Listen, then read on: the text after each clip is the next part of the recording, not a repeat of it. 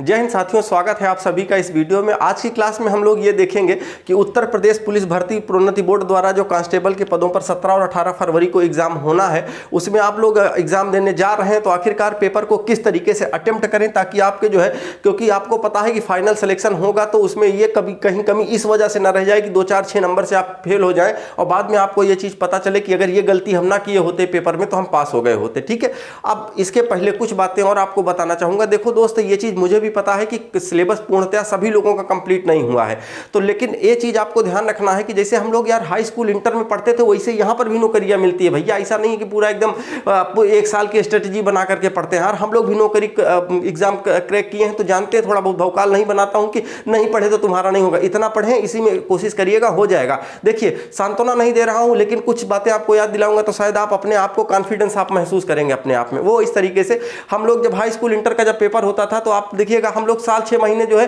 पूरा नवंबर दिसंबर तक ये स्ट्रेटजी बनाते थे, मैच वैच खेलते थे, घूमते थे, यहाँ वहाँ मूवी सब चलता रहता था। लेकिन जब लास्ट के जनवरी आता, फरवरी मार्च में पेपर हो जाएगा, पढ़ लो सही से, तब लास्ट के 1-2 महीने पढ़ते थे और उसके बाद पेपर देते थे। जितनी उम्मीद नहीं रहती तो उतने नंबर आ जाते थे, यार चलो ठीक है अच्छे नंबर आए, तब भी हमें इतना नहीं लगता था। तो वही कहानी यहाँ पर भी बनेगी आपकी। हाँ, कम थोड़ा सा अगर मेहनत थोड़ी कम हुई है कोई दिक्कत नहीं, एक स्ट्रेटजी फॉलो करके नंबर लाया जा सकता है। जैसे उसमें ये कहा जाता था कि लिखिएगा जरूर खूब, लेकिन यहाँ लिखना नहीं है, लेकिन यहाँ कुछ चीजें अप्लाई कर देंगे तो थोड़े बहुत नंबर में बढ़ जाएंगे हम लोगों के। ठीक है, और एक बात और, आपको अपने आप से इस बात का प्रॉमिस करना है कि दोस्त हारना वरना नहीं है जिंदगी। यार ये सब नौकरी ठीक है, हम देख रहे हैं कि लोग इतना ज्यादा भौकाल बना दे रहे हैं कि नौकरी मिल गई तो सब कुछ जीत लोगे। अरे नौकरी मिल गई भैया, जिनको मिली है वो लोग सुसाइड कर रहे हैं। ये भी तो देखो, ऐसा कुछ नहीं है। आप ये सोचे कि अगर आपको मैं सच बताऊं तो आप ये सोचिए कि जब हम लोग हाई स्कूल इंटर में थे, यार ये वाला पेपर हम पास हो जाए बस, इसके बाद तो हम सबके लिए पढ़ लेंगे। दोस्त वही जिंदगी भर पूरा चला चलेगा। और इसमें अगर हम लोग ये सोचे, ये क्या हो गया भाई, इसमें अगर हम लोग ये चीज सोचेंगे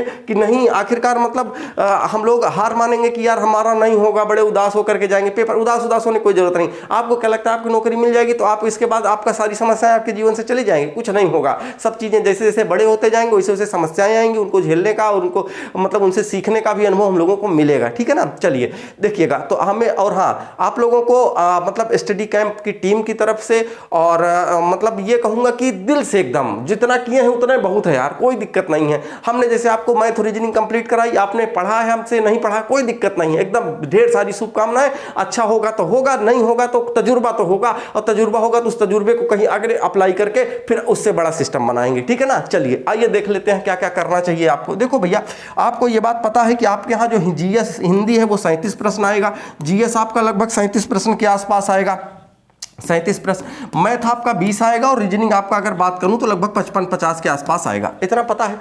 देखो क्या करना है आपको, जब पेपर मिलेगा तो आप पहली चीज तो आपको पता है कि अन्य लोग पेपर के जो क्वेश्चन होंगे 150 क्वेश्चन आएंगे, वो सब के सब वही सेम रहेंगे, चाहे आपका हो, चाहे आपके बगल वाले का हो, चाहे किसी दूसरे जिले में कोई पेपर दे रहा हो, चाहे मतलब चूंकि यूपी में ही है, बाहर तो है नहीं, यूपी कहीं भी कोई पेपर दे रहा होगा, आपके शिफ्ट में सबके वही प्रश्न आएंगे। अब देखिए एक बात यहाँ पर आपको ये ध्यान रखना है, मान लीजिए कि आपको कुछ बातें मैं बता रहा हूँ, जैसे कि देखिए 215 नंबर जो मेरिट गई थी ना भैया, उसमें लोगों को 35-35 नंबर नॉर्मलाइजेशन भी मिला है। जो लोग 185 नंबर जब मेरिट गई थी 49,568 की, उसमें 12-12 नंबर नॉर्मलाइजेशन गया है। इसका मतलब यह है कि जो लड़के 180 प्रश्न 170 नंबर 170 और 180 नंबर सही करके आए थे, वो नॉर्मलाइजेशन होने के बाद 215 पहुंचे हैं। तो आपको इस चीज के घबराना नहीं है कि नहीं, आपका पता चले कि कम नंबर आ रहा है, आप कम कर रहे हैं तो आपको लगे कि नहीं हम सब मतलब कर ही दे, नहीं गड़बड़ हो जाएगा। एक स्ट्रेटेजी के हिसाब से करना है। और क्योंकि अभी मैं इस पर चर्चा करूंगा, क्योंकि जनरल, ईडब्ल्यूएस, ओबी, एससी, एसटी सबके अलग अलग मेरिट जाएगी, जितना भी आप सही कर सकें उतना करना है। अब देखिए क्या होगा, जब ये 4 सब्जेक्ट आपके यहाँ आएंगे, चारों सब्जेक्ट में आपने देख लिया, आप कोशिश ये करिएगा, जैसे आपको हिंदी है 37 प्रश्न हिंदी के आएंगे, तो जरूरी नहीं हो सकता है कि आपके यहाँ पहले मैथ वाला मिल जाए, आपको मैथ मिल जाए, फिर उसके बाद आपको रीजनिंग वाला मिल जाए, फिर हिंदी और जीएस मिले, क्या करिएगा। लेकिन हाँ इतना जरूर होता है पेपर में कि जब हिंदी वाले क्वेश्चन आपको मिलेंगे तो पूरे के पूरे 37 पहले हिंदी मिल जाएंगे आपको, फिर उसके बाद फिर जीएस का पार्ट आएगा तो जीएस मिल जाएगा। वो बात अलग है कि आपके बगल वाले जो आदमी बैठा रहेगा उसका चेंज होगा, बहरहाल ऑप्शन भी चेंज हो सकते हैं, क्वेश्चन भी आगे पीछे हो सकते हैं, जो आपका 10वां हो सकता है उसका 15वां हो। तो देखिए नकल उकल के चक्कर में ना ही पड़े तो ज्यादा ठीक रहेगा। देखो इस तरीके से आप, मेरी जो स्ट्रेटेजी मैं आपको बताऊं, देखो 2 चीजें होती है कि कभी कभी ऐसा होता है कि हमको क्वेश्चन आते रहते हैं, हमको समय कम पड़ जाता है। देखिए इनमें 2 ऐसी चीजें हैं, जैसे आपका मैथ है और रीजनिंग है, ये 2 हैं सब्जेक्ट जो टाइम ज्यादा लेंगे, आपसे टाइम लेंगे तो दे दीजिएगा टाइम इनको। लेकिन आपको ये बात पता है कि हिंदी और जीएस की कहानी कुछ यूं है कि जब आप क्वेश्चन इसको सॉल्व करेंगे ना, अगर इन दोनों को आपको जैसे जीएस है कोई चीज याद है आपको आ रही है तो लगा ही ले जाएंगे। ऐसा नहीं कि इस पर थोड़ी देर चिंता करने के बाद मनन करने के बाद इसका आंसर आ जाएगा, ऐसा नहीं होगा। आना होगा तो अलग जाएगा। हाँ, ऐसा भी हो सकता है कि कुछ सवाल इसमें होंगे जो आपको कंफ्यूज करेंगे कि इसमें ये भी सही हो सकता है, ये ऑप्शन भी सही हो सकता है, तो करना कैसे, सेम हिंदी का ही कॉन्सेप्ट होगा। तो अब उसके बाद देखिएगा जितने भी क्वेश्चन, जैसे आप कोशिश ये करिएगा पहले हिंदी शुरू करिएगा। हिंदी आप देखिएगा कुछ लोग क्या करेंगे, पहले मैथ शुरू कर देंगे और जीएस शुरू कर देंगे। ये दो ऐसे सब्जेक्ट हैं कि आप मान के चलिए 1 घंटे के अंदर आपका मतलब मोरल इतना डाउन हो जाएगा, आपको लगेगा कि इसमें सवाल नहीं सही हो पा रहा है, क्योंकि सिलेक्शन आपका ये 2 सब्जेक्ट आपको दिलाएंगे भैया। तो चूंकि आप इनमें जब 37 प्रश्न हल करोगे तो आपको लगेगा कि हाँ यार हमारे 25, 26, 28 के आसपास सही हो रहा है इसमें। तो आपको क्या करना है कि देखिए पेपर को 2 बार में करना है, एक पहली बार करना है और दूसरी कहोगे 2 बार कैसे सर जी? देखो जैसे आपने हिंदी क्या किया, पहली बार आप क्वेश्चन अटेम्प्ट करना शुरू किए, लगाना शुरू किए, और हिंदी जब शुरू करेंगे तो इनमें मान के चलता हूं मैं लगभग आपके 25 प्रश्न एकदम सही वाले हो जाएंगे, सही। अगर ये 37 जीएस 37 आ रहा है, मान के चलिए इसमें 10 प्रश्न हो रहे हैं, मैथ है 8 प्रश्न के आसपास हो रहे हैं, रीजनिंग मान लेता हूं लगभग आप 40 प्रश्न के आसपास करेंगे, है ना? सही एकदम ये सही वाले हैं आपके। अब आपको पता है कि इनमें से आप लगभग 12 क्वेश्चन यहां छूट रहा है, और जीएस में देखूं तो लगभग 27 क्वेश्चन छूट रहा है, मैथ में देखें तो 12 छूट रहा है, और रीजनिंग में देखें तो 15 क्वेश्चन छूट रहा है। अब आप कहोगे फिर देखिएगा फिर क्या करिएगा, ध्यान रखें ये बात, ये कर लिए, करने के बाद अब देखिए आप क्या करिएगा कि देखिए जिन क्वेश्चनों में को आप लगाएंगे उनमें ABCD में आप टिक करते चले जाएंगे। उसके बाद मेरी सलाह ये है कि आप जो OMR सीट होगी आपकी, जो OMR सीट होगी, अगर मैं इन क्वेश्चनों की बात करूं तो 25, 10, 35 और 35 में अगर मैं 40 जोड़ दूं तो आपका 4, 3, 7 यानी 75 में अगर मैं 8 जोड़ देता हूं तो लगभग 83 क्वेश्चन बन रहा है। कितना बन रहा है? 83 के आसपास। अब अगर 83 के आसपास बन रहा है तो इनको इसमें फिल कर दीजिएगा, और जब आप फिल कर देंगे, फिल करने के बाद आपके पास फिर फिर आपसे पेपर फिर आप शुरू करिएगा। पेपर जब शुरू करेंगे तो इनमें ये देखिएगा कि कौन कौन से क्वेश्चन थे जहां पर आपको मतलब लग रहा था कि आ जाएंगे, लेकिन इनमें कंफ्यूजन था हिंदी वाले में।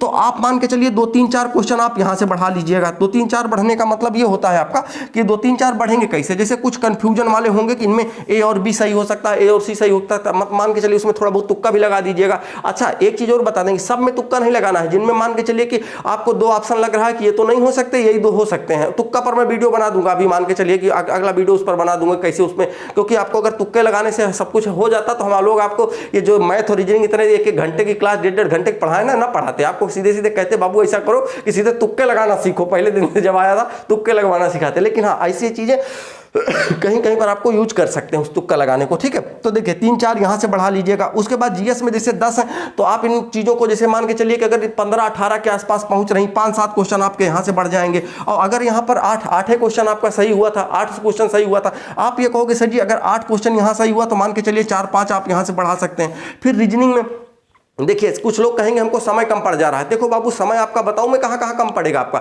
देखिए जो मैथ वाले जो कुछ क्वेश्चन ऐसे होंगे कि जिनमें देखेंगे तो आप उनमें एक्स वाई का मान निकालना रहेगा, आ जाएगा, लेकिन इसमें चक्रवृद्धि ब्याज वाले जो सवाल हैं वो काफी लंबे जाते हैं। और उसके बाद रीजनिंग की अगर मैं बात करूं तो रीजनिंग में जैसे जो सीरीज वाले सवाल होते हैं, लुप्त संख्या वाले सवाल होते हैं, उनमें आप ज्यादा समय मत दीजिएगा। लग रहा है तो ठीक है, नहीं तो उसको गोला करके अगले बढ़ जाइएगा आप, है ना? 1 मिनट से ज्यादा समय नहीं खराब करना है वहां पर, नहीं तो आप फिर पता चले कि आप तो कहोगे कि यार बताओ ये तो रास्ता में आए, पेपर देख रहे हैं, टेम्पो में बैठे कहें भैया हिम्मत यह वाला तो सही कह दी, हम दोबारा पढ़ न पाए, समय न मिला। तो ये सब सवाल ऐसे होंगे जो ये 5-7 आपको बता रहा हूं, तो ये आपको सही कर पाओगे आप। आपको ये लग रहा होगा, आप इस करके देखिएगा ये चीजें, तो ठीक है ना? तो ये चीज जब करेंगे तो जैसे जब ज्यादा समय लग रहा है तो फिर आपको छोड़ दीजिएगा उसको। और एक चीज और बता दें, देखिए जैसे कुछ सवाल तो ऐसे आएंगे उनमें जो सब्जेक्ट के स्पेशलिस्ट होंगे वो भी झूल जाएंगे, तो उन चक्कर में आप जैसे देखेंगे तो उनको लगेगा यार कभी पढ़े नहीं है, क्या है कैसे हैं। और कुछ सवाल ऐसे होंगे जो कभी नहीं पढ़े होंगे लेकिन उसके बाद भी वो लग जाएंगे, क्योंकि उनमें कुछ चीजें आपके अनुभव के आधार पर लग जाएंगी, चीजों को सही कर पाएंगे आप।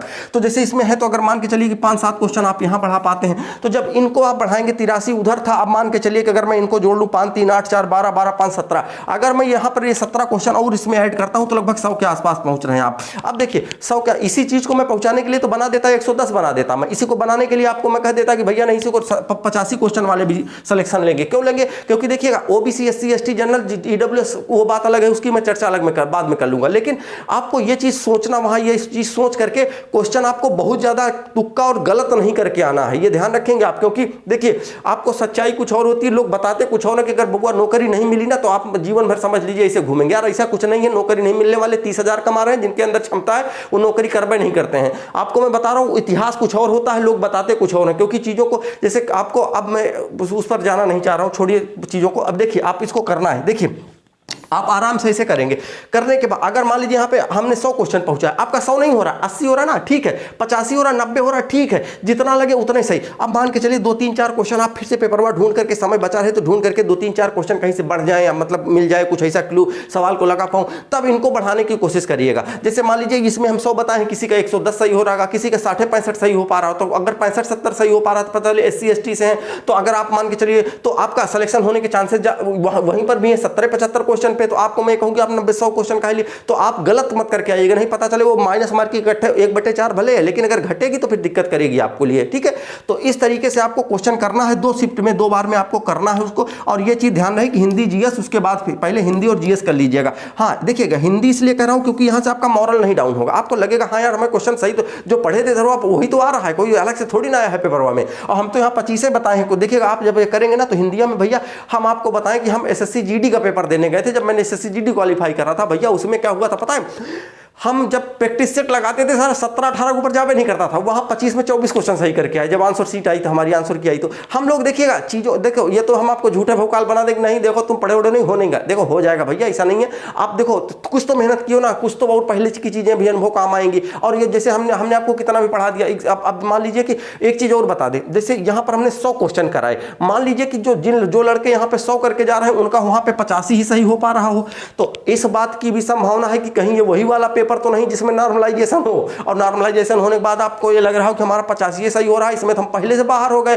और पता चले तुक्का आपने झोंक दिया एक तरफ से, और तुक्का झोंकने के माइनस होकर के और नीचे चला आएगा। अब नीचे आएगा तो आपको ये लगता है कि यार अगर हम गलत ना करते तो उसमें नॉर्मलाइजेशन में नंबर हो सकता है आपको, आप ये कैसे पता कर पाओगे, क्या पता हमारी शिफ्ट वाला पेपर कठिन आ गया हो, क्योंकि अन्य जो लोगों का आसान रहा हो, तो इस चीज के लिए भी आप वहां पर नहीं समझ पाएंगे। पेपर आने के बाद जब इसको एनालिसिस किया जाएगा, देखा जाएगा, तभी इस चीज की डिसाइड किया जाएगा कि कौन सा पेपर कठिन है, कौन सा आसान है, ठीक है। तो इस चीज के लिए बिल्कुल भी मत परेशान होइएगा, आराम से करिएगा पेपर को, और एकदम रिलैक्स होकर के, ठीक है, कोई उसमें दिक्कत की बात नहीं होगी। और बाकी अगर आपके किसी तरीके के कोई डाउट है, हाँ हमारे 2 साथियों के एक डाउट थे कि सर क्या हम कलाई घड़ी जो होती है वो हम पहन के जा सकते हैं। देखो बबुआ, वो पहन के आप जाएंगे लेकिन आपको जाने नहीं देंगे, मैं सच बता रहा हूं। आप चाहे उसमें डिजिटल लेके जाइए, चाहे डिजिटल क्लॉक लेके जाइए, या वो वाली ले, कुछ भी लेकर जाइए, वो लेके जाने नहीं देंगे आपको। हाँ आपको समय कैसे पता चलेगा, समय ऐसे पता चलेगा जब आप वहां पर, पहली चीज तो 1 घंटा होगा तो बेल बजेगा, दूसरी चीज है कि वहां टीचर जो रहते हैं उनसे आप पूछ सकते हैं सर टाइम कितना होगा, वो बता देते हैं आपको, ठीक है। चलिए, और बाकी आपको ऐसे ही करना है, और कोई आपके मन में डाउट हो तो कमेंट कर दीजिएगा, हम अगले वीडियो में आपको बता देंगे, ठीक है। ठीक है दोस्त, मिलते हैं अगले वीडियो में, ठीक है। और अगर इसके बाद जैसे कि आपकी क्या नॉर्मलाइजेशन के बाद क्या चीजें बढ़ सकती हैं, क्या घट सकती है, वो हम लोग देखेंगे आगे आकर के, ठीक है। चलिए ठीक है, मिलते हैं दोस्त फिर अगले वीडियो में, ओके, ऑल द बेस्ट।